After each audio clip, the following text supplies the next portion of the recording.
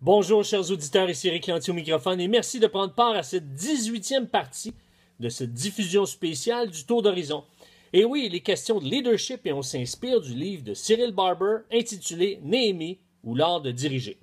Lors de la dernière capsule, j'expliquais que tout leader, tout agent d'influence, tout instigateur de changement doit s'attendre à composer avec le découragement. Aujourd'hui, je parle de l'intrigue, celle qui nous amène ou celle qui amène un leader à se détourner de sa vocation initiale et à tomber dans un piège.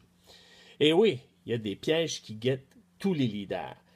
Si vous avez de l'influence, si vous êtes un agent de changement, si vous êtes là pour améliorer les choses, eh bien, c'est certain que vous allez avoir des bâtons dans les roues.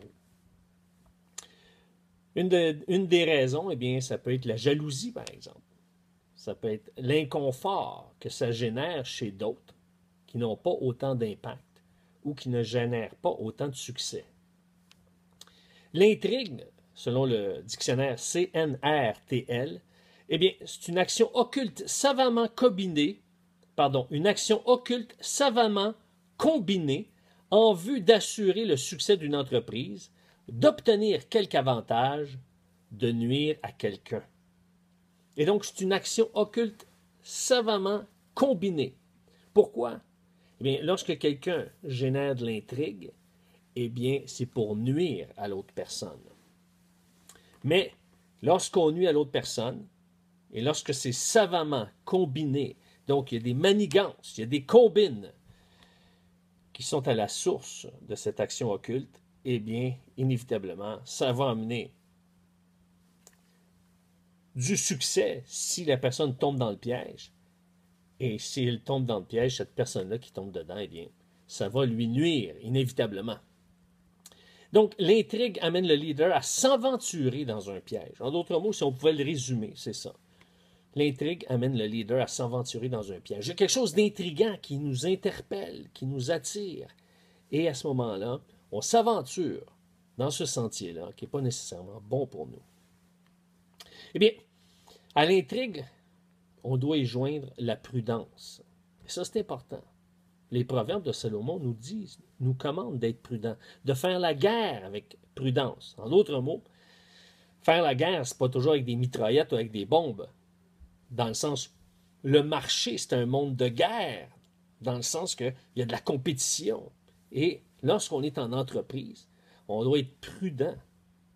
Oui, on doit prendre des risques à certains moments, mais à chaque fois qu'on prend un risque, on doit le prendre et le faire avec prudence. Dans le cas qui nous concerne, l'intrigue était semée par les adversaires de Néhémie.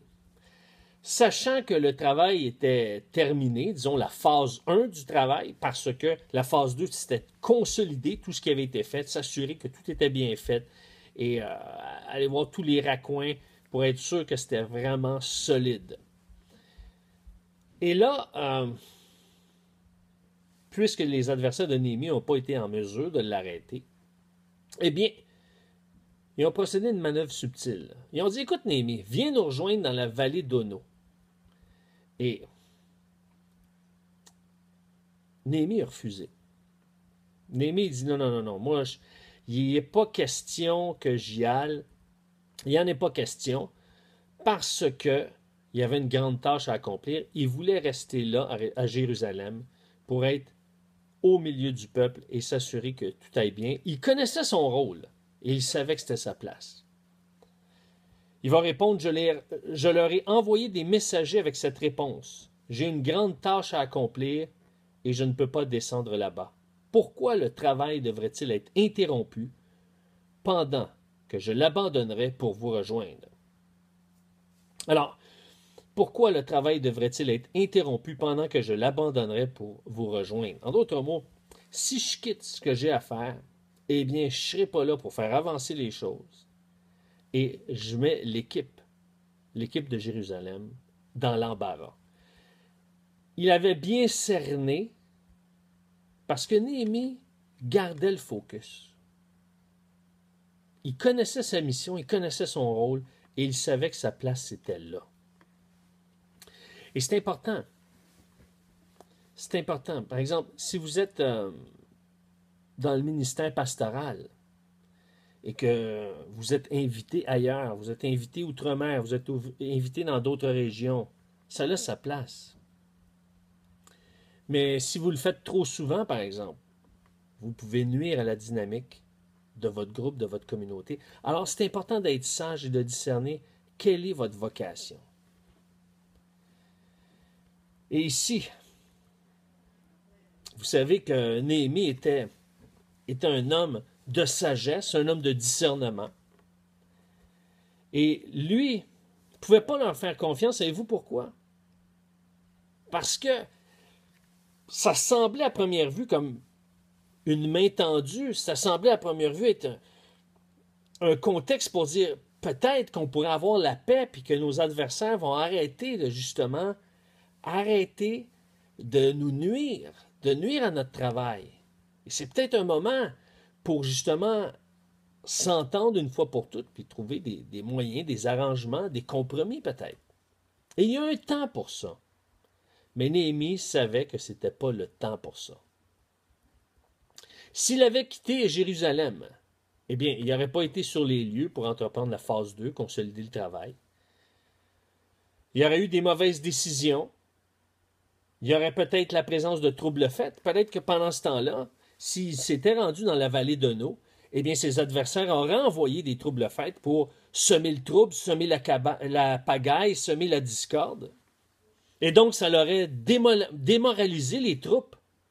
À ce moment-là, même, il y a une autre chose aussi, c'est que sa vie aurait pu être en danger en partant de Jérusalem pour s'en aller dans la vallée de l'Ono. N'oubliez pas, dans ce temps-là, c'était pas des voitures avec des toits en métal, il s'en allait pas là en avion, je veux dire, il s'en allait là quoi, à cheval ou dans un char. Il y avait des embuscades, c'était pas très sécurisant. Il n'y a pas de lampadaire. Quand tu voyages, eh bien, le soir, peu importe où est-ce que tu vas coucher, tu n'es pas en sécurité. Alors, Néhémie savait que c'était important pour lui de demeurer à Jérusalem. Il a opté pour la prudence. Et évidemment, ses adversaires n'étaient vraiment pas contents. Il a reçu plusieurs lettres, ce qui lui confirmait qu'il y avait de quoi de louche. Et c'est pour ça que c'est important, dans tout ce qu'on entreprend en tant que leader, de connaître notre place et notre vocation, parce que c'est ce qui fait qu'on va prendre des décisions judicieuses. Alors, j'espère que vous êtes entouré de bons conseillers. J'espère que autour de vous, il y a des gens qui vous éclairent, parce qu'un leader, pour pouvoir prendre de bonnes décisions, doit justement être entouré de bons conseillers. S'il n'est pas entouré de bons conseillers, eh bien, ça minimise ou ça fragilise la capacité du leader. Et à ce moment-là, eh bien, Néhémie, lui, on ne voit pas dans le texte s'il a été conseillé, mais chose est certaine, c'est que Néhémie a pris la bonne décision. Et lors de notre prochaine capsule, il va être question de l'insinuation. Et donc, j'en ai parlé un petit peu et j'en ai fait allusion à la capsule précédente, mais là, on va en rentrer dans le vif du sujet parce que suite à l'intrigue, il y a eu des insinuations. Alors, on en parle à notre prochaine capsule. Mais avant de clore cette émission, j'aimerais vous mentionner ceci. Si vous désirez réentendre le tour d'horizon ou le faire parvenir aux gens de votre entourage, vous n'avez qu'à vous rendre au www.ericlantier.net.